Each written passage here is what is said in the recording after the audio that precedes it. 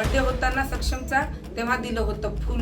लोक फुल दस्ते देतात आणि हे त्यांनी काट्याचं झाड दिलं होतं, पण आम्हाला त्याचा मतलब समजला नाही काट्याचं झाड का दिलं. पण त्यानं त्याच्या बहिणीला सांगितलं की त्याचा मला काटा काढायचा होता, म्हणून मी त्याला काट्याचं झाड दिलं.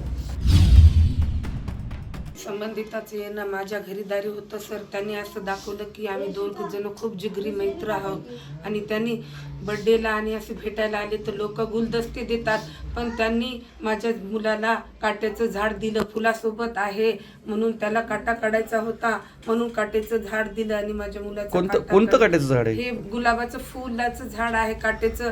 तो म्हणला होता काट्याचं झाड जर हिरवं राहील तोपर्यंत आपलं प्रेम राहील, आणि जे असंच वाळून गेलं तेव्हा आपलं प्रेम संपलं. त्याला प्रेम संपायचं होतं, दोस्ताना संपायचा होता, म्हणून माझ्या मुलाला त्यांनी काट्याचं झाड दिलं आणि माझ्या मुलाचा काटा काढला. साहेब त्याला कडक शिक्षा द्या साहेब. त्याने इतका अट्टल गुन्हेगार आहे की त्यानं असा दुसऱ्यांसोबत गुन्हा कधीच केला नाही पाहिजे. त्याने याच्या अगोदर पण खूप गुन्हे केले, पण आता हा गुन्हा त्याचा शेवटचा राहिला पाहिजे, असं माझ्या लेकराला न्याय द्या तुम्ही. हे जे झाड आहे, हे झाड केव्हा दिलं होतं आणि कशासाठी दिलं होतं? ते जेव्हा त्यांनी बर्थडे होता ना सक्षमचा, तेव्हा दिलं होतं फुल. लोक फुल दस्ते देतात आणि हे त्यांनी काट्याचं झाड दिलं होतं, पण आम्हाला त्याचा मतलब समजला नाही काट्याचं झाड का दिलं. पण त्यानं त्याच्या बहिणीला सांगितलं की त्याचा मला काटा काढायचा होता, म्हणून मी त्याला काट्याचं झाड दिलं.